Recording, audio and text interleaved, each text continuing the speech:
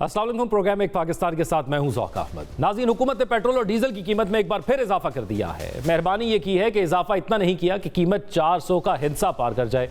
6 रुपए के इजाफे से अब ये कीमत 399 रुपये 86 पैसे हो गई है। डीजल की कीमत 19 रुपए के इजाफे से 399 रुपये 58 पैसे हो गई है। ये सिर्फ एक अदद नहीं, ये गरीब आवाम की चीखें हैं जिनके लिए महंगाई नाकाबिले बर्दाश्त हो गई है, जिनके लिए चूल्हा जलना मुश्किल हो चुका है। आवाम को यूं लगता है जंग मशरिक़ वुस्ता में नहीं, यहां लड़ी जा रही है, क्योंकि 28 फरवरी 2026 को अमेरिका ईरान जंग शुरू होने के बाद यह 7वां मौका है जब कीमतों में रद्दबदल हुआ है। 6 मार्च को पहला बड़ा झटका लगा जब पेट्रोल और डीजल दोनों की कीमतों में 55 रुपए फी लीटर इजाफा कर दिया गया। 15 मार्च को वक्ती सुकून मिला, मगर 2 अप्रैल को तारीख का एक बड़ा धमाका हुआ। पेट्रोल 137.23 रुपए और डीजल 184.49 रुपए फी लीटर महंगा कर दिया गया। अवामी रद्दअमल इतना शदीद था कि वजीर आजम को कुछ कमी करना पड़ी। 10 अप्रैल को पेट्रोल में 11.83 रुपए और डीजल में 134.81 रुपए की कमी हुई तो अवाम ने सोचा शायद पेट्रोल की कीमत की वापसी शुरू हो गई, मगर उम्मीद पूरी ना हुई। 17 अप्रैल को सिर्फ डीजल 32.12 रुपए सस्ता हुआ और 25 अप्रैल को एक बार फिर पेट्रोल और डीजल की कीमत में 26.77 रुपए का इजाफा कर दिया गया, क्योंकि मजबूरियां सिर्फ हुकूमत की हैं, मरात अशराफिया की, और बोझ उठाने के लिए है सिर्फ अवाम। अगर खित्ते से मवाजना करें तो भारत, बांग्लादेश और अफगानिस्तान के मुकाबले में पाकिस्तान में पेट्रोल सबसे ज्यादा महंगा हुआ है। पेट्रोल की कीमत का पोस्टमार्टम करें तो टैक्स ही टैक्स बरामद होते हैं। फी लीटर 234 रुपए पेट्रोल की आलमी मार्केट की कीमत है, जबकि 24 रुपए इंपोर्ट टैक्स, 8 रुपए 53 पैसे नकलो हमल, 7 रुपए 87 पैसे ऑयल कंपनियों का मुनाफा, 8 रुपए 64 पैसे पंप मालिकान का हिस्सा, 2.5 रुपए माहौलियाती टैक्स और सबसे बड़ा वार 107 रुपए पेट्रोलियम लेवी। जी हां, यही वो बम है जो आवाम के बजट के पर खच्चे उड़ा रहा है। हुकूमत पेट्रोलियम लेवी 80 रुपए 61 पैसे से बढ़ाकर 107 रुपए 38 पैसे कर चुकी है, मगर यह सिलसिला रुकने का नाम नहीं ले रहा। माली साल 2025-26 में हुकूमत ने इसी लेवी से 1234 अरब रुपए की खती रकम इकट्ठी की, जो गुज़िश्ता साल के 834 अरब से 400 अरब रुपए ज्यादा है। यानी लेवी के मद में तकरीबन 48% इजाफा किया। उड़ती उड़ती खबरें हैं कि लेवी बढ़ाने की वजह यह है कि एफबीआर को 612 रुपए के शॉर्टफॉल का सामना था। जवाब मजीद जो अब बढ़ चुका है, 700 अरब तक पहुंच चुका है। चर्चा यही है कि एफबीआर की नाअहली की सजा आवाम को दी जा रही है और हुकूमत यह खसारा भी आवाम की जेब से लेवी के जरिए पूरा कर रही है। ऐसे में आवाम की यह बात दुरुस्त ही लगती है कि मजबूरियां सिर्फ हुकूमत की हैं, मरात सिर्फ अशराफिया के लिए हैं और बोझ उठाने के लिए है सिर्फ आवाम। कहानियां खत्म नहीं होती। आवाम को लगने वाला एक और बड़ा जख्म है कैपेसिटी पेमेंट्स का जख्म। आदत व शुमार के मुताबिक आईपीपीज के मुआहिदों में 32 से 31 अरब डॉलर की सरमायाकारी की गई, जिनमें सिर्फ 9 से 8 अरब डॉलर की इक्विटी है और बदले में 7 अरब डॉलर हर साल बाहर जा रहे हैं। सिर्फ कैपेसिटी पेमेंट की मद में 2200 अरब रुपए सालाना अदा किए जा रहे हैं, जो हमारे दिफाई बजट से भी ज्यादा हैं। हैरानकुन बात यह है कि ये कंपनियां एक साल में अपना खर्चा निकाल चुकी हैं, मगर कौम को ये मुआहिदे 30 से 35 साल तक भुगतना है। और इल्जाम यह भी है कि आईपीपीज हुक्मरानों की अपनी है, इसलिए मुआहिदे खत्म नहीं किए जा रहे। एक और बोझ बिजली के फिक्स चार्जेस की सूरत आवाम को उठाना पड़ रहा है, क्योंकि हुकूमत ने सनतों को बिजली की कीमत में रिलीफ देने का फैसला कर रखा है। इस रिलीफ के लिए आम बिजली सारिफ के बिल में 200 से 675 रुपए तक के फिक्स चार्जेस लगा दिए गए। यूं फिक्स चार्जेस की सूरत इजाफी 132 अरब रुपए गरीब आवाम से लेकर अरब खरबपति सनतकारों को दिए जा रहे हैं। इसलिए जब वजीर आजम अपने दिल पर भारी पत्थर रखने का जिक्र करते हैं तो धड़कन आम आदमी के दिल की रुकने लगती है कि मजबूरियां सिर्फ हुकूमत की हैं, मराद सिर्फ अशराफिया के लिए हैं और बोझ उठाने के लिए सिर्फ आवाम। IMF इसे मुल्क की तरक्की में रुकावट और एलीट कैप्चर करार दे चुका है। UNDP की रिपोर्ट का इंकशाफ है कि मुल्क की अशराफिया को हर साल 17.4 अरब डॉलर की मराद दी जा रही हैं। तो फिर सवाल वही कि मजबूरियां सिर्फ हुकूमत की हैं, मराद सिर्फ अशराफिया के लिए और बोझ उठाने के लिए सिर्फ आवाम। आखिर कब तक एक रिक्शा ड्राइवर, एक मजदूर, एक तनख्वाहदार तबका हर बहरान का बोझ उठाता रहेगा? क्या रियासत का पूरा निजाम सिर्फ पेट्रोल के टैक्सों पर चल रहा है? क्या आवाम की जेब ही वाहिद हल रह गई है?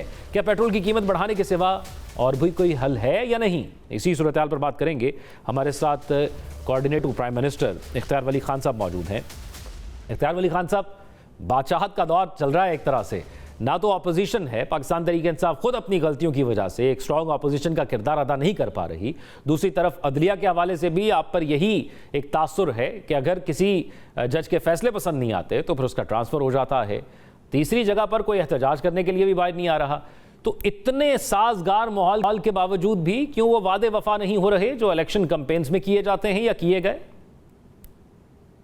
अब आपने सवाल कर दिया तो मैं आपको थोड़ा सा पस मंजर बता दूं। 2013 का जब इलेक्शन हम लड़ रहे थे तो उस वक्त मुल्क में 20-20 घंटे और 22-22 घंटे की लोड शेडिंग हो रही थी। आई डोंट नो आपको याद होगा या नहीं होगा। और हर चौक में धमाके और बारूद की बू थी और हर जहां अब देखे तो दहशत गर्दियां हो रही थी। हमने वादा किया था कि हम बिजली भी बनाकर देंगे और हम अमन भी आपको देंगे। 2018 के इख्तिताम पर हमने 12,000 मेगावाट बिजली बनाई और हमने आपको अमन भी कायम करके दिखाया। अब उसके बाद फिर जब आप देखें तो 2018 में तब्दीली आई नहीं, फिर लाई गई और उसके बाद जो हुआ वो भी आपके सामने है कि 2016 में हमने आईएमएफ को आखिरी किस्त देकर अगस्त 2016 में we said goodbye to IMF. अब मुल्क भी अच्छा, चल चलाओ भी अच्छा, अवाम भी खुशहाल, पेट भरा हो, छाछ पी हुई हो, दही खाई हुई हो, सलाद खाया हुआ हो, मजे से तकिए पे सर रखा हो, तो फिर लोग कहें ना चलो यार आओ एक मौका खान को भी देते हैं। दे दिया मौका, आज हम उसी को बोए हुए काट रहे हैं। मतलब कर्जों को दुगना करना, मईशत को डुबो देना और आखिर में जाते हुए ये कह देना कि मुल्क दिवालिया होने लगा है और बारूदी माइंस जो है वो बिक चुकी है, अब यह मुल्क बचेगा नहीं। तो ये है इररिस्पॉन्सिबिलिटी। अब मैं अगर आ जाऊं कि गुज़श्ता इलेक्शन में हमने जो कहा था, हमारा पहला वादा जो था वो यही था कि पाकिस्तान को दिवालिया होने से बचाएंगे। आज हमने मुल्क को डिफॉल्ट से बचा लिया, ग्रे लिस्ट से आप निकल चुके हैं। जितने अशारिये हैं, फिच के कहें, मूडीज के कहें, वो सारे पॉजिटिव हैं। हाँ, अब जंग छिड़ गई है तो उसके समरात डेफिनेटली, उसके असरात यहाँ पर पहुंचने ही है, क्योंकि हम तो बिल्कुल पड़ोस में पड़े हुए। तो चीजें इतनी बुरी नहीं है, ये भी नहीं है कि हम अपने वादे भूल गए। इख्तियार वली साहब, बिल्कुल ठीक है, हुकूमत ने जो है वो मुल्क को डिफ़ॉल्ट से बचाया। आम आदमी अभी भी डिफ़ॉल्ट की सतह पर है। और जहां पर आपने बात की ये मुआहदों की आईपीपीज़ के हवाले से, तो ये मुआहदे 2013 से 2015 के अंदर पीएमएलएन की हुकूमत के अंदर ही सबसे ज़्यादा किए गए थे। इसके कुछ फैक्ट्स मैं आपके सामने रख देता हूं कि आईपीपीज़ के मुआहदे में टोटल सरमायाकारी तकरीबन 31 से 32 अरब डॉलर है, जिसमें 8-9 अरब डॉलर की इक्विटी इन्वेस्टमेंट है। और ये सारी उन्होंने पहले महीनों में ही जो है वो वापस कमा लिए अपने पैसे। लेकिन हमें तो 30 से 35 साल तक उनको अपने ऊपर एक बोझ के तौर पर सवार करना है। ये डायरेक्टली इफेक्ट कर रहा है आवाम को। इसके हवाले से क्यों हुकूमत रीथिंक नहीं करती कि यहां से रिलीफ दे दें, पेट्रोल से ही हर दफा क्यों रिलीफ कैप्चर करना है? नहीं, मेरे ख्याल में इधर आप थोड़ा सा, या आपकी नॉलेज अपडेट नहीं है, या आपको जिसने इंफॉर्मेशन दी है वो फिर इनकम्प्लीट दी है। मीठा मीठा हाप कड़वा कड़वा थू तो नहीं हो सकता क्या? ये बहस करना नहीं चाहूंगा कि आईपीपीज के मुआहदे शुरू किसने किए थे, लेकिन उसमें कोई भी हुकूमत, वो हमारी दौर में भी हुए, वो पाकिस्तान पीपल्स पार्टी के दौर में भी हुए और वो इमरान खान के दौर में भी हुए। अगर वो जुर्म था तो इसमें तमाम पॉलिटिकल पार्टीज फिर मुजरिम है। लेकिन आईपीपीज के मुआहदे खत्म कराने का क्रेडिट ये पीएमएलएन को जाता है। आईपीपीज को साइड लाइन पे लगाना और कौम की जान छुड़ाना, ये भी मुस्लिम लीग नून का ही क्रेडिट है। Nobody can did it. And मैं आपको फिर भी बता रहा था कि हमारे बाद भी कोई ये नहीं कर सकता।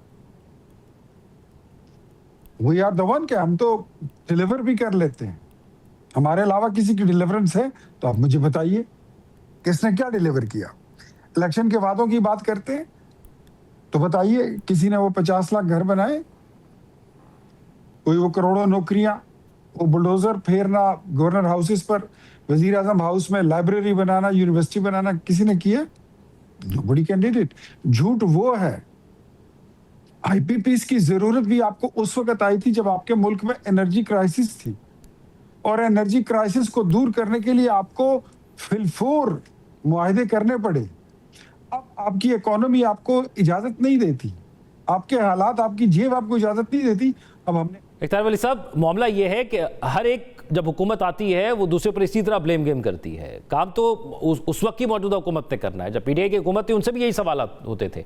अब अगर लेवी लगाई गई है और वो लेवी 107 रुपये तक पहुंच गई है और ये सबको पता है कि वो एक्स्ट्रा टैक्स है, अगर किसी और जगह करप्शन है या किसी और जगह एफबीआर का टैक्स शॉर्टफॉल है तो उसको क्या हर दफा लेवी से ही पूरा करना है? और ये डायरेक्ट बोझ डालना है। और पता है कि पेट्रोल की कीमतें जब महंगी होती हैं तो इंडस्ट्री में भी फर्क पड़ता है, लोगों के लिए महंगाई वहां पर भी होती है और आम लोगों के लिए भी महंगाई ज्यादा बढ़ जाती है। हर चीज उस पर डिपेंडेंट होती है, जरूरतें, तमाम जरूरत की चीजें आम जिंदगी को गुजारने के हवाले से। तो क्यों हुकूमत जो है वो एक्स्ट्रा टैक्स ऐड कर रही है अवाम पर, जो हुकूमत रोक सकती है? हुकूमत जो सब्सिडी दे रही है 129 अरब रुपए की हर महीने की, क्या वो इस लेवी से पूरा होती है? जो पब्लिक ट्रांसपोर्ट को, बसों को 1-1 लाख रुपए हम दे रहे हैं, क्या वो इससे पूरा होती है? ये जो इस्लामाबाद की मेट्रो और पंजाब की ट्रांसपोर्ट, पब्लिक ट्रांसपोर्ट फ्री में चल रही है, क्या वो इस लेवी से पूरा होती है? क्या ये लेवी में जो टैक्स आता है ये वजीर आजम या उनकी काबीना की जेब में जाता है? डिस्पाइट ये कि आज हम टीवी पर मैं खुश होता अगर आप ये डिस्कस कर रहे थे, कोई बंदा तो यार किसी के अच्छे काम की तारीफ कर ले।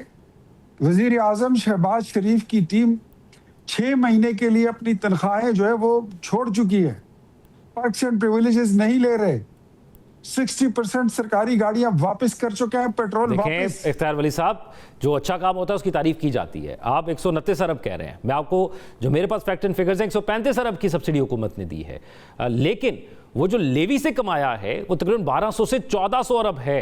तो फिर आप खुद हिसाब लगा लें कि सब्सिडी कितनी दी है और आवाम से वापस कितना ले लिया उस सब्सिडी के अगेंस्ट।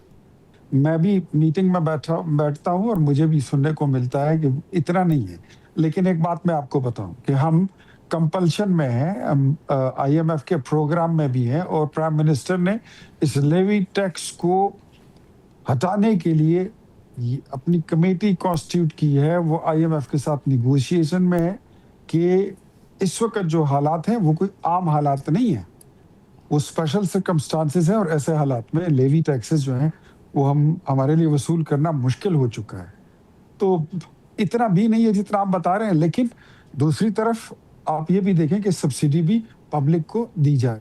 इख्तियार साहब, बात यह है कि कैसे बैलेंस किया जाए उन तमाम शोबों के अंदर ताकि आवाम तक रिलीफ पहुंच सके। और ये वो सवालात हैं जिससे आप इख्तलाफ कर रहे हैं, या आपको वो फिगर्स जो आप कह रहे हैं दुरुस्त नहीं है, ये वो फिगर्स हैं जो हमारे सामने खुद हुकूमत के आदद व शुमार के मुताबिक सामने आते हैं। और ये आम आदमी के सवाल हैं। जैसे आम आदमी अगर सोचता है कि आपने सनती जोन को जो है वो सब्सिडी देने के लिए आम आदमी के बिजली के बिलों पर फिक्स चार्जेस में इजाफा कर दिया, जिससे तकरीबन 130 से ज़्यादा अरब का उस पर बोझ पड़ता है, तो फिर वो सवाल ये उठता है कि आम आदमी पर बोझ डालकर और या किसी और को सब्सिडी देने के लिए वो बोझ आम आदमी पर क्यों डाला जाता है? देखिए, अब आपने ये दो चीजों को मिक्स कर दिया। आम आदमी को फर्क भी पड़ता है, बिल्कुल पड़ता है। एक आम आदमी है जो मुल्क से बाहर फिर रहा है और हमारी कामयाब सफारतकारी का इतना ही ये चमत्कार काफ़ी है कि पहले हम किसी पाकिस्तानी दोस्त से बात करते थे तो वो कहते होते थे कि हम अगर कहीं पे पुलिस वगैरह हमें रोक ले तो हम उनको कहते थे कि हम इंडियन हैं। शायद इंडिया की वहाँ पे अच्छी पीआर थी, लेकिन आज हालात ये हैं कि इंडिया के लोग वहाँ पर फिरते हुए या दीगर ममालिक के लोग जब फिरते हैं तो वो फखरिया तौर पर कोई उनको रोके तो कहते हैं हम पाकिस्तानी हैं, और पाकिस्तानी अपना पासपोर्ट यूँ दिखा दिखा के फिरते हैं। तो मेरे ख्याल में इतना फ़र्क जो है, ये हमें उसको ये नहीं कहना चाहिए कि आम आदमी को फ़र्क नहीं पड़ा, आम आदमी को फ़र्क पड़ा है। हाँ, अब आप आइए महंगाई की चीज़ों पर, तो उसके लिए प्राइम मिनिस्टर ने एक बड़ी अच्छी बात की थी कल, मुझे बड़ी अच्छी लगी कि हमने जो मेहनत की गुज़श्ता 2 सालों में, एक डूबती हुई मईशत को बचा लिया, एक डिफ़ॉल्ट होते हुए मुल्क को, उसकी नैया को भंवर से हम बाहर निकाल कर ले आए हैं। ऐसे हालात में जब वो मुल्क आपके तमाम अशारिये इकोनॉमी के मुस्बत होने लगे, आपको भी महसूस हो रहा होगा कि चीज़ें बेहतरी की तरफ गामजन हो चुकी थी। और इस दौरान अगर जंग छिड़ जाए अमेरिका और ईरान की, और उसके असरात और उसकी तपिश अगर मेरे मुल्क में आती है, तो इसका कसूरवार तो सियासतदान नहीं है, इसका कसूरवार ना आप है ना मैं हूँ। कुछ आफात कुदरती भी होती है और ये जंग सारी उम्र नहीं लगनी। ये जंग जारी नहीं है, ये सुलह भी हो जाएगा, इसका मुआहदा भी हो जाएगा, बंद भी हो जाएगी। तो चीजें फिर उसके बाद जो ठीक होनी है जरा उसके बारे में भी सोचें। फिर आपको इसके बेनिफिट्स कितने मिलेंगे, आम आदमी को उसका फायदा कितना होगा, फिर आपको तेल किस नर्क से मिलता है वो भी जरा सोचें, फिर आपकी बिजली किस नर्क से तैयार होती है वो भी जरा सोचें। आज आपके पास गैस है ही नहीं, आपकी इंपोर्ट बंद हो चुकी है, फिर आपके पास गैस की किल्लत भी नहीं रहेगी।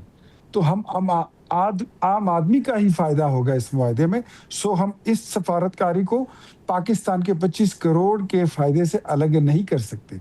ये दोनों लगी बंदी चीजें हैं। इसमें कोई शक नहीं है कि पाकिस्तान ने सफारतकारी से बहुत कुछ अचीव किया, लेकिन इस जंग लगने से पहले भी आवाम गिला था कि महंगाई बढ़ रही है, पेट्रोल बाकी तमाम ममालिक की निस्बत हमें महंगा मिल रहा है, या वो रिलीफ जो पेट्रोलियम में हमें मिलना चाहिए वो नहीं मिल रहा। इसी तरह बिजली की कीमतें भी बढ़ रही थी। तो जंग के बाद तो मजीद हालात जो है वो ख़राब हो गए। बहुत शुक्रिया, अख्तियार हमारे साथ मौजूद थे। नाज़रीन, प्रोग्राम में शामिल करेंगे एक ब्रेक के बाद। खुशामदीद नाज़रीन, मकबूलियत इख्तलाफात के नीचे दब रही है और तहरीक इंसाफ में तकसीम गहरी होती जा रही है। पार्टी इस वक्त न सिर्फ बैरूनी दबाव बल्कि अंदरूनी इंतशार में भी उलझी हुई है। जलसे, बयानात और ऐलानात सब कुछ आजमा कर भी अवाम को मुतहरिक करने में कामयाबी नहीं मिल रही और इसकी एक बड़ी वजह खुद पार्टी रहनुमाओं के इख्तलाफात हैं। क़यादत के पैगामात में भी वो यकसुई नज़र नहीं आती जो किसी मजबूत सियासी बयानिया के लिए ज़रूरी होती है और यही खला अब वाज़े तौर पर महसूस होने लगा है। इख्तलाफात अब सिर्फ बंद कमरों तक महदूद नहीं रहे बल्कि खुलकर सामने आ चुके हैं। क़यादत में मुमकिन तब्दीली से मुतल्लिक चमगोइयाँ ज़ोर पकड़ रही हैं और इसी दौरान अहमद खान न्याजी की जानिब से लीडरशिप पर अदम एतमाद का इजहार एक नए बहरान का इशारा दे रहा है। वज़ीर आला खैबर पख्तूनख्वा सुहेल आफरीदी और सलमान अकरम राजा के इस्तीफों की खबरें, साथ ही बैरिस्टर गौहर अली खान की तब्दीली से मुतल्लिक अफवाहें इस तासुर को मजीद मजबूत करती हैं कि पार्टी के अंदर से सब कुछ ठीक नहीं चल रहा।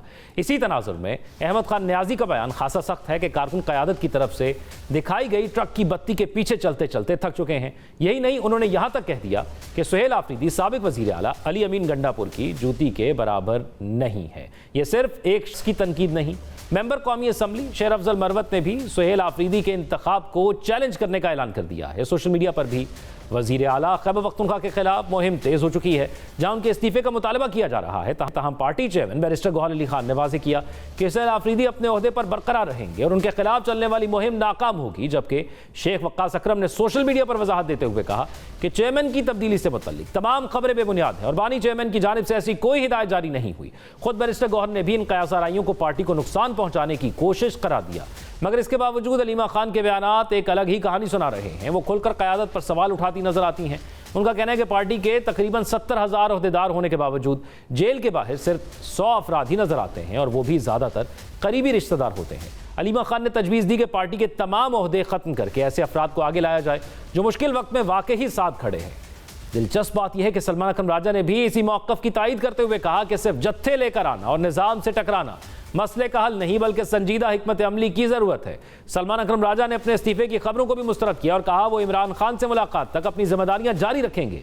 लेकिन उनका यह कहना कि अलीमा खान चेयरमैन के ओहदे के लिए अहल हैं एक नई बहस को जन्म देता है। दूसरी तरफ अलीमा खान ने वाज़ेह किया कि वो खुद को नाअहल नहीं समझती, मगर उनका मौक़िफ़ है कि पार्टी में उनसे ज़्यादा काबिल और कमिटेड अफराद को आगे आना चाहिए, जबकि बानी ही पार्टी के असल चेयरमैन थे, हैं और रहेंगे। ये इख्तलाफात सिर्फ सियासी क़यादत तक महदूद नहीं बल्कि सेनेट तक भी फैल चुके हैं। सेनेटर मिशाल यूसुफजई के एक मुबैना वॉइस नोट और सेनेटर फलक नाज चित्राली के साथ तल कलामी ने इस अंदरूनी कशमकश को मजीद बेनकाब कर दिया, जिसमें उन्होंने ओवरसीज़ पाकिस्तानी और बाज़ सेनेटर्स के किरदार पर भी तनकीद की थी। मिशाल के वॉइस नोट पर सेनेटर फलक नाज चित्राली ने उन्हें खरी खरी सुना दी। यहाँ तक कि बाज़ सेनेटर्स ने क़यादत से मुतालबा किया कि मिशाल के खिलाफ डिसिप्लिनरी कार्रवाई की जाए। उधर आज़ाद कश्मीर में होने वाले इंतखाबात से पहले भी पार्टी इख्तलाफात का शिकार दिखाई दे रही है। पार्लिमानी बोर्ड के मामले पर शदीद रद्द-ए-अमल सामने आया है, जहाँ साबिक जनरल सेक्रेटरी राजा मंसूर खान और MLA चौधरी मकबूल अहमद ने मुतनाज़ फैसलों के खिलाफ सख्त मौक़िफ़ इख्तियार करते हुए एहतजाज का इंदिया दिया है। उनका दावा है कि कारकुनान की बड़ी तादाद ने इस बोर्ड को मुस्तरद कर दिया है और तकरीबन 100 दरखास्तें उनके पास जमा हो चुकी हैं। ये तमाम सूरत हाल एक बड़े सवाल को जन्म देती हैं। क्या तहरीक इंसाफ इस अंदरूनी बहरान से निकल पाएगी या इख्तलाफात मजीद गहरे होकर पार्टी की बुनियादों को कमज़ोर कर देंगे? क्योंकि तारीख यही बताती है कि सियासी जमातें बाहर से कम अंदर से ज़्यादा टूटती हैं और अगर वक्त पर फैसले ना किए जाएँ तो इख्तलाफात सिर्फ इख्तलाफ नहीं रहते, वो एक ऐसे तूफान में बदल जाते हैं जो सब कुछ अपने साथ बहा ले जाता है। आखिर पार्टी में चल क्या रहा है, इसी तमाम सूरत पर बात करेंगे। हमारे साथ शफी जान मौजूद हैं, मुआविन खुसूसी इत्तलात CM KP के। बहुत शुक्रिया शफी जान आपके वक्त का। शफी जान, ये बताइएगा कि पाकिस्तान तरीके इंसाफ से तो उसके कारकुनान एक्सपेक्ट करते हैं कि वो इमरान खान की रिहाई के हवाले से कोई हिकमत अमली का ऐलान करेंगे, जिस तरह माजी में वो करते रहे जब से इमरान खान गिरफ्तार हुए। लेकिन यहाँ पर तो पार्टी के खुद सोशल मीडिया हो या टॉप लीडरशिप जो इस वक्त क़यादत कर रही है या कारकुनान हो वो धड़ों में बटे हुए नजर आते हैं और एक दूसरे को पार्टी के अंदर ही डिफेंड करते हुए, इख्तलाफ करते हुए नजर आ रहे हैं। तो क्या वजह है कि जिस पार्टी ने मुतहरिक होकर बानी की रिहाई के लिए कोशिशें करनी थी, वो खुद एक दूसरे पर इतने संगीन इल्जामात लगा रही है? सबसे पहले आपका शुक्रिया। जहां तक पाकिस्तान तहरीक इंसाफ की बात है तो एक बात हमें ज़हन नशीन करनी होगी कि तहरीक इंसाफ इस वक्त पाकिस्तान की सबसे बड़ी पॉलिटिकल पार्टी है। वोटर के एतबार से हो या फिर सीटों के एतबार से हो, 8 फरवरी 2024 को सबसे ज्यादा वोट तहरीक इंसाफ को पड़ा। अगर स्ट्रीट पावर की बात करें तो सबसे ज्यादा स्ट्रीट पावर तहरीक इंसाफ के पास है। जब पार्टी इतनी बड़ी हो जाती है तो उसमें इख्तिलाफात भी होते हैं। फिर एक और इसका एंगल ये भी है कि जो 9 अप्रैल के बाद से लेके 9 मई तक और फिर 9 मई से लेके आज तक जो चीजें तहरीक इंसाफ के साथ हुई, पाकिस्तान की तारीख में किसी के साथ नहीं हुई, तो उसकी वजह से थोड़ी बहुत जो है चीजें ऊपर नीचे हो जाती है। दूसरा ये कि तहरीक इंसाफ के जो लीडर हैं इमरान खान साहब, उनको ना हक जेल में कैद किया हुआ है 3 सालों से। अगर इस वजह से आप देख लें, घर का सरबराह मौजूद ना हो तो घर में भी इख्तिलाफात हो जाते हैं। लेकिन जिस दिन इमरान खान साहब बाहर निकलेंगे, तमाम तर चीजें जो है वो इन ऑर्डर हो जाएंगी। दूसरी बात यह है कि इतनी बड़ी पार्टी होने के बाद तमाम लोगों का जो है हर चीज पे इत्तेफाक होना लाजमी नहीं है, इख्तिलाफ राय भी हो सकती है। लेकिन जब हम कमरे से बाहर निकलते हैं तो हमारे सफ़ों में इत्तेहाद और इत्तेफाक भी होता है। तहरीक इंसाफ जो है वो वन मैन आर्मी है। इमरान खान ही तहरीक इंसाफ है और तहरीक इंसाफ ही इमरान खान है। वो जो भी फैसला करेंगे वो फाइनल फैसला होगा। छोटी मोटी बातें हर सियासी जमात में होती है। मसला ये नहीं है, मसला ये कि आप जब बंद कमरों के अंदर होते हैं तो आपके कमरे से निकलने से पहले ही इख्तलाफ की खबरें पहले बाहर आ जाती हैं। जिस तरह अहमद खान न्याजी साहब की जानिब से जो कहा गया कि कारकुनान को ट्रक की बत्ती के पीछे लगाया गया है, फिर साथ उन्होंने ये भी कहा कि साबिक जो वज़ीर आला हैं खैबर पख्तूनख्वा के, वो मौजूदा वज़ीर आला के ऊपर तनकीद की कि उन्होंने कहा कि मौजूदा वज़ीर आला तो साबिक वज़ीर आला की जूती के बराबर भी नहीं है। सो जब इस किस्म के सख्त अल्फाज इस्तेमाल किए जाते हों और इस किस्म की तनकीद की जाती हो तो वोटर इटसेल्फ कंफ्यूज भी होता है। पता लगता है कि ये नॉर्मल इख्तलाफात से ज़्यादा बड़े इख्तलाफात। देखिए, पहली बात यह है कि सोहेल अफरीदी साहब को जो है वो इमरान खान साहब ने नॉमिनेट किया है और तहरीक इंसाफ में जो फैसले की कुव्वत है वो इमरान खान साहब के पास है। अली अमीन साहब को भी इमरान खान साहब ने नामजद किया था, उनको हटाया भी इमरान खान साहब ने है। अफरीदी साहब को इमरान खान साहब ने नामजद किया है। अगर आज कोई अफरीदी साहब की नामजदगी पे या उनकी वज़ीर आला शिप पे उंगली उठाता है तो इसका मतलब यह है कि वो इमरान खान साहब के फैसले पे उंगली उठा रहा है। और Tehreek Insaf one man army है। यहाँ पे किसी का कोई जाती वोट नहीं है, यहाँ पे कोई किसी का जाती कोई यहाँ पे कंट्रीब्यूशन नहीं है। अगर मैं यहाँ बैठा हूँ या सोहेल अफरीदी साहब बैठे हैं या जुनैद अकबर खान साहब बैठे हैं या नियाजी साहब के पास जो कारकुनान है वो तहरीक इंसाफ और इमरान खान के हैं। अगर कोई भी अफरीदी साहब पे उंगली उठाता है तो इसका मतलब यह है कि वो इमरान खान साहब के फैसले पे उंगली उठाता है। बात बड़ी वाज़ेह है कि अफरीदी साहब जो है वो एक खौफ की अलामत इस वक्त बन चुके हैं। उसकी तोड़ का जो है वो कई जगहों से कोशिश हो रही है, लेकिन उनके पास ऐसा कोई तोड़ इनका है नहीं। इमरान खान साहब भी खौफ की अलामत है और फिर सोहेल अफरीदी साहब जो है वो एक नेशनल लीडर के तौर पे उभर रहे हैं। जिस तरीके से उन्होंने मैस मोबिलाइजेशन की, जिस तरीके से वो क्राउड को पुल कर रहे हैं, जिस तरीके से वो लोगों को इकट्ठा कर रहे हैं, स्ट्रीट मूवमेंट उसकी एक जिंदा मिसाल है। उसके बाद अभी आपने मर्दान का जलसा देखा होगा, मुजफ्फराबाद की स्ट्रीट मूवमेंट देखी होगी।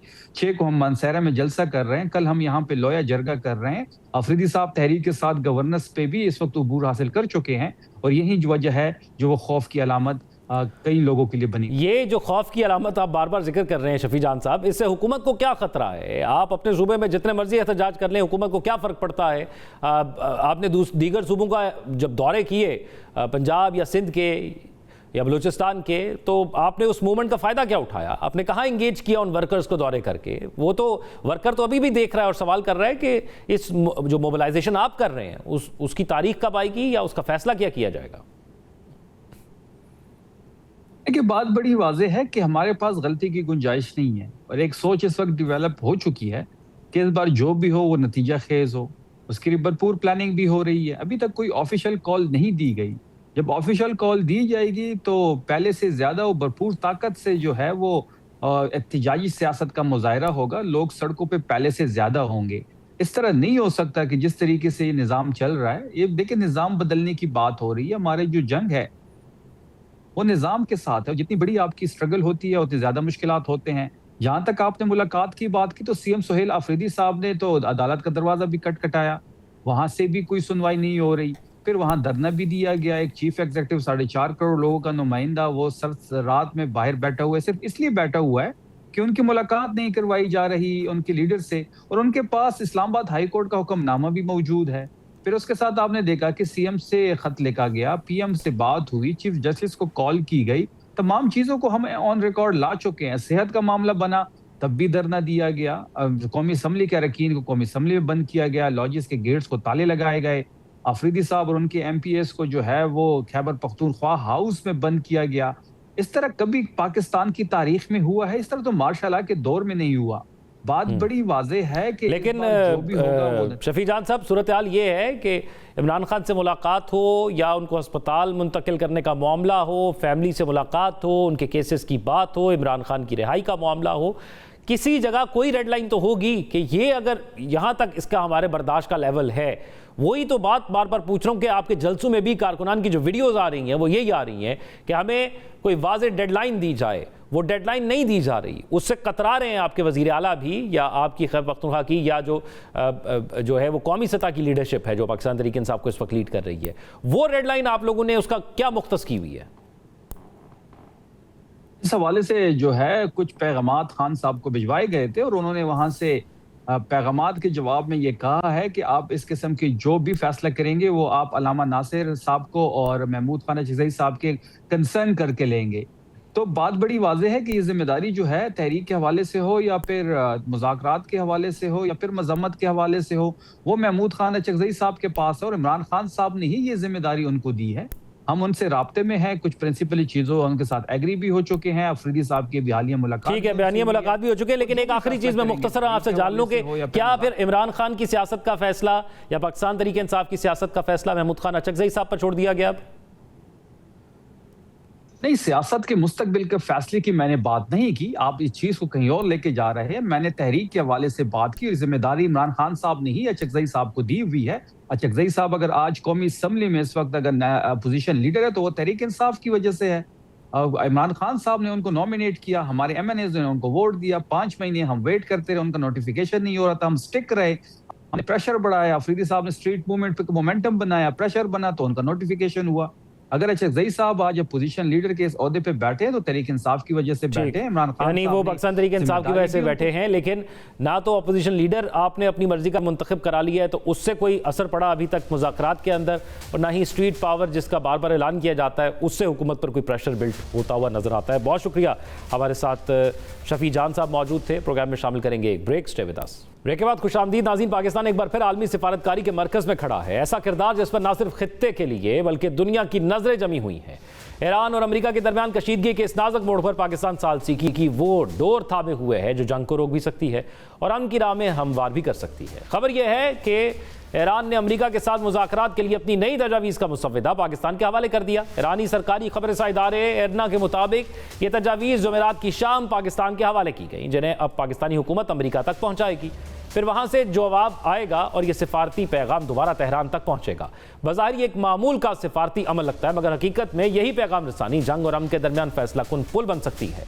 गैर मुसद्दिका इतलात के मुताबिक इस मुसव्विदे में मरहलावार अमन अमल की तजवीज़ दी गई है। पहले जंगबंदी को मुस्तहकम करना, फिर आबनाए हरमज़ को खोलना और आखिर में हसास मामलात जैसे जौहरी प्रोग्राम पर बातचीत करना शामिल हो सकता है। ईरानी वजारत खारजा के तर्जुमान इस्माइल बकाई ने वाज़े तौर पर कहा है कि इस पूरे अमल में पाकिस्तान ही बाज़ाब्ता सालिस है।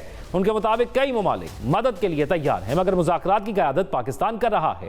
व्हाइट हाउस ने तजावीज़ मिलने की तस्दीक कर दी है, मगर सदर ट्रंप ने मीडिया से गुफ्तगू में कहा कि वह तजावीज़ से मुतमईन नहीं। अमेरिका के पास दो ही ऑप्शन हैं, या डील होगी या ईरान को तबाह करेंगे। माहिरीन का मानना है कि सिफारती कोशिशें जंगबंदी का सबब बन सकती हैं। मगर अभी हतमी मुआहिदा बहुत दूर है और दोनों फरीकैन को बड़े फैसले करना होंगे। लेकिन तस्वीर का दूसरा रुख कहीं ज़्यादा खतरनाक है। अमेरिकी मीडिया रिपोर्ट्स के मुताबिक ईरान जंगबंदी के दौरान खामोशी से अपनी अस्करी ताकत बहाल करने में मसरूफ है। इतलात यह है कि ईरान मलबे तले दबे मिसाइलों और असलहे को निकाल रहा है, ज़ेर ज़मीन ज़खायर को दोबारा फाल बना रहा है और अपनी दिफाई सलाहियत को तेज़ी से मजबूत कर रहा है। अमेरिकी हुक्काम को खदशा है कि ईरान ड्रोन और मिसाइल ताकत को बहाल करके मुमकिना अमेरिकी कार्रवाई का जवाब देने की तैयारी कर रहा है। यानी बज़ाहिर जंगबंदी मगर पसे मंजर में जंग की तैयारी जारी है। इसी दौरान ईरानी वज़ीर ख़ारजा अब्बास इराक़ची ने न सिर्फ अमेरिकी सदर के अपनाए हरमत से मुतल्लिक बयान को तनकीद का निशाना बनाया, बल्कि ये इल्ज़ाम भी आयद किया कि अमेरिका जंग के असल नुकसान छुपा रहा है। उनके मुताबिक अमेरिका को अब तक तकरीबन $100 अरब का नुकसान हो चुका है और अमेरिका पर माली बोझ बढ़ता जा रहा है। उनका कहना है कि पेंटागन अवाम को असल हकीकत नहीं बता रहा और यह जंग सिर्फ मैदान तक महदूद नहीं बल्कि मईशत को भी हिला रही है। उधर अमेरिकी इंतजामिया का दावा है कि 7 अप्रैल की जंगबंदी के बाद जंग अमलन खत्म हो चुकी है। वजीर दिफा ने भी सेनेट में यही मौक़िफ़ दोहराया कि जंगबंदी ने सूरत हाल को कंट्रोल कर लिया है, इसलिए सदर को सेनेट से मंजूरी लेने की जरूरत नहीं। मगर सवाल यह है कि अगर जंग खत्म हो चुकी है तो फिर अपनाए हरमस के लिए नया बहरी इत्तेहाद क्यों बनाया जा रहा है। अमेरिकी मीडिया में लीक होने वाली सिफारती केबल के मुताबिक अमेरिका अपनाए हरमस पर कंट्रोल के लिए एक नए बैनुल-अक़वामी इत्तेहाद की तश्कील पर काम कर रहा है, जिसका मकसद तिजारती जहाज़ों की हिफाजत और बहरी रास्तों को महफूज बनाना है। इस इत्तेहाद के तहत मालूमात का तबादला, सिफारती हमाहंगी और पाबंदियों का नफाज मजीद सख्त किया जाएगा। यही नहीं, इत्तलात ये भी है कि अमेरिका भी ईरान की तरह मजीद सख्त और तेज़ तरीन कार्रवाई के मंसूबे तैयार कर रहा है। यानी एक तरफ अमन की बात, दूसरी तरफ जंग की तैयारियां। इन सब हालात में अमेरिकी सदर से टेलीफोनिक गुफ्तगू में रूसी सदर ने भी खबरदार किया है कि अगर सूरत हाल काबू में ना आई तो यह तनाज़ा एक बड़े आलमी बहरान में तब्दील हो सकता है। जबकि इसराइल की जानिब से फ्लोटेला के खिलाफ सरगर्मियां भी खित्ते में एक नई कशीदगी को जन्म दे रही हैं, जो किसी भी वक्त बड़े तसादुम का बायस बन सकती है। अब सवाल यह कि क्या पाकिस्तान की सालसी इस बार कामयाब होगी? क्या जंगबंदी वाकई कायम रहेगी? क्या अपनाए हरमस दोबारा खुल सकेगी या आलमी तिजारत यरगमाल बनी रहेगी? और सबसे बड़ा सवाल, क्या ये कशीदगी एक मुस्तकिल अमन मुआहिदे पर ख़त्म होगी या एक नया और बड़े महाज की तरफ हम बढ़ रहे हैं, एक बड़ी जंग की तरफ बढ़ रहे हैं? अब इसी तमाम सूरत हाल पर बात करेंगे। हमारे साथ मौजूद हैं ब्रिगेडियर वकार साहब। बहुत शुक्रिया आपके वक्त का। ब्रिगेडियर साहब, जो जंग का एक सिलसिला है, ख़ासतौर पर ईरान और ये यूएस के दरमियान सीज़ फायर भी मौजूद है, इसराइल भी उसका हिस्सा है। इस सारी सूरत हाल के अंदर आज एक ईरानी मीडिया से खबर आती है कि पाकिस्तान के थ्रू थर्सडे को, यानी कल की तारीख के अंदर, उन्होंने अमेरिका को मैसेज भेजा है और वो कुछ शराइत भेजी हैं। तो आपको क्या लग रहा है कि पसे पर्दा जो मुज़ाकरात की कोशिशें हैं, पाकिस्तान जिस तरह पहले दिन से लगा हुआ है आज भी उसी तरह से है और ये कितनी कामयाब होती हुई आपको नजर आ रही है? आई थिंक डेफिनेटली जो आपकी कहीं बैकडोर डिप्लोमेसी वो जारी है और पाकिस्तान ने जो मेन चीज़ थी, जो आई थिंक जो आइस ब्रेकिंग थी, वो कर दी। फिर आपने देखा नेगोशिएशंस हुई हाईएस्ट लेवल पे, फिर अब्बास इराक़ची साहब के 2 विजिट्स हैं और मेरे ख्याल में पूरा रीजन जो है, it is not only region but पूरी दुनिया इसको सपोर्ट कर रही है। अब इसमें 2 और आई थिंक प्रेशर पॉइंट बने, इनका जिक्र ज़रूरी है, जो मैं समझता हूँ कि चीज़ों को पीस की तरफ ले जाएगा unless somebody has had turned. वो है एक तो जो अमेरिका में अभी डिस्कोर्स हो रहा है कांग्रेस में, जो बेसिकली वॉर पावर्स रेजोल्यूशन है 1973 का, अभी वो आड़े आ गया बिकॉज 60 डेज के अंदर अंदर प्रेसिडेंट ने फिर इजाज़त मांगी। इवन अगर उन्हें पुल आउट करना है फोर्सेस को तो वो बड़ी ज़रूरी है कांग्रेशनल परमिशन, अदरवाइज फिर it will be an illegal war. So मेरे ख्याल में एक ऑफ रैम मौजूद है अमेरिकन सिस्टम में कि अभी आपने अगर निकलना है, पीस की तरफ जाना है, तो यू कैन ऑलवेज से जी कि कांग्रेस ने इजाज़त नहीं दी और शायद आहिस्ता आहिस्ता चीज़ें उस तरफ जाएंगी। रिटोरिक भी आपने देखा कम हुआ है, ये सजेशन जो है ये वहाँ भी इको की हैं, डिस्पाइट कि उन्होंने थोड़ा इसको टोन डाउन करके बातचीत की है। अमेरिकन मीडिया ने भी ये सजेशंस आई हैं और उस पर गौर हो रहा है। लेकिन आप देखें कि सीज़ फायर के बाद कोई खुदा न खासा हॉट वॉर दोबारा शुरू नहीं हुई। लाइट आप कह लें स्किर्मिशेस है या एक दूसरे के शिप्स को कंट्रोल करना है। Blockade itself is an act of war, लेकिन नॉन काइनेटिक रहा है। एक तो ये फैक्टर है जो कांग्रेशनल लेट्स से रेजोल्यूशन है, वॉर पावर रेजोल्यूशन 1973। दूसरा आ जाता है ट्रंप का विजिट है 14-15 को चाइना का, जिसमें आप कह लें कि ग्लोबल जो ऑर्डर शेप होना है फ्यूचर में, क्योंकि रोजाना विजिट नहीं होते अमेरिकन प्रेसिडेंट के, और शायद उसके फॉलोअप में end of the year president Xi America भी जाएंगे अगर चीजें ठीक चलती हैं। उससे पहले एक तो वॉर को रैप अप किया जाना, ये बड़ा जरूरी है। अदरवाइज आई थिंक ये तो विजिट इटसेल्फ इज बघेड़ी साहब, यही अगर मैं जिक्र करूं तो ये वाला जो आप जिक्र कर रहे हैं कि उनका वहां पर विजिट है, ये 1 महीना आगे गया। ये अप्रैल में होना था, मई में चला गया, और वो वॉर की वजह से बताया गया कि आगे चला गया। अगर तब तक वॉर के हवाले से कोई फैसला कुन मरहले में नहीं पहुंचते तो क्या ये विजिट उसी तरह होगा या आगे चला जाएगा? और ट्रंप पर कितना प्रेशर है कि इस विजिट से पहले इस वॉर को खत्म करें? ये मेरे ख्याल में तो विजिट होगा, बिकॉज अभी देखें आज इनकी टीम ऑलरेडी गई हुई आई थिंक, क्योंकि फर्स्ट से या सेकंड से दौरा शुरू होना था। 5 सेनेटर्स जा रहे हैं या कांग्रेसमैन जो है, उनकी टीम जो है चाइना, जो जाके सारे टेक्निकल जो है चीज़ों पे बातचीत करेगी, फ्रेमवर्क पूरा जो है उसको फाइनलाइज करेगी। सो इट इंडिकेट्स के एक सीरियसनेस है। और मेरी अपनी असेसमेंट है, वही मैंने कहा कि इस वक्त if you mathematically look at it तो 80% चांसेस है कि चीज़ें पीस की तरफ जाएंगी इंशाल्लाह, एक लॉन्ग लास्टिंग पीस की तरफ। और देयर आर 20% चांसेस के हॉट हेडेड लोग हैं, बीच में कोई शरारत होती है, जिसमें एक आ रहा है ऑप्शन के लिए एक शॉर्ट सी दोबारा अटैक किया जाए, उसके बाद डिक्लेयर। सबसे बड़ा इशू होता है डिक्लेरेशन ऑफ विक्ट्री का, जिसपे पूरी एक साइंस है। और ये आई थिंक 2010 से मैं देख रहा हूँ वेस्टर्न एकेडमिया में डिस्कोर्स हो रहा है कि नोशन ऑफ विक्ट्री है क्या, how do you declare victory ऐसी सिचुएशन में। तो पोस्ट ट्रूथ ईरा है, तीनों साइडें डिक्लेयर कर सकती हैं, ईरान भी कर सकता है, अमेरिका भी कर सकता है। अभी आप देख लें भारत का कि साल पहले इतनी कुटाई हुई थी, तो साल हो गया ऑपरेशन सिंदूर को, और अभी तक वो लगे हुए हैं जी, उनके चीफ जो है जी, कि हम जीत गए थे, डिस्पाइट के पूरी दुनिया जो है बेसिकली इसको एक डिफीट समझती है। तो ये आई थिंक चीजें चलती हैं। ये जो बड़ा इंपॉर्टेंट पॉइंट आपने उठाया कि ये तीनों पहलुओं पर हो सकती है, लेकिन यूएसए के पास ऑप्शंस क्या है? क्योंकि बताया जा रहा था कि गुज़िश्ता दिन डोनाल्ड ट्रंप को ब्रीफिंग दी जाएगी कि अगर ये मुज़ाकरात नहीं होते तो फिर यूएस क्या कर सकता है, उसके हवाले से कोई खबर तो अब तक सामने नहीं आई। तो मुज़ाकरात होते हैं, और अगर नहीं होते तो ज़्यादा अलार्मिंग वो वाली सिचुएशन बन रही है, तो फिर क्या वही हीट हमें नजर आएगी या उससे ज़्यादा हमें ये वॉर बढ़ती हुई नजर आएगी? ऑप्शंस क्या है? पहले 40 दिन में तो बहुत कुछ ऑप्शंस को यूटिलाइज किया क्या? या 3 ही ऑप्शन है सीधी, मतलब एक है कि लेट्स से अगर हार्डलाइनर कामयाब होते हैं एक और राउंड खेल लें। और मैं बल्कि बार बार कहता हूँ कि हमने कुछ ठेका तो नहीं लिया पाकिस्तान ने कि जी आपने अमन कराना, हमने रीजनल पीस के लिए किया, इस्लामिक वर्ल्ड के लिए किया कि आपस में लड़ाई ना हो। तो उसमें they can go for another round, और मेरे ख्याल में दोबारा जो है 10-15 दिन बाद अगेन दिल बी बैक नेगोशिएटिंग टेबल, और शायद ज्यादा लॉसेज होंगे दोनों तरफ। दूसरा आ जाता है कि आप स्टेप बैक करें, गो फॉर परमानेंट सोल्यूशन, जो ईरान भी चाहता है कि दोबारा आप इसको स्कटल ना करें, कोई प्रेसिडेंट आके उसको नलिफाई ना करे। तो एक एंड देन गारंटीज की भी बात थी, चाइना इनडायरेक्टली इसमें प्ले कर रहा है, और रशियंस अभी बिल्कुल फोर फ्रंट पे आ गए जब अब्बास अरगची साहब गए, और अनप्रेसिडेंटेड था जो टाइम दिया गया बाय प्रेसिडेंट पुतिन, और सेंट पीटर्सबर्ग में मुलाकात हुई। तो आई थिंक रशियन बैकिंग भी वहां से आ गई है कि एश्योरेंस होगी।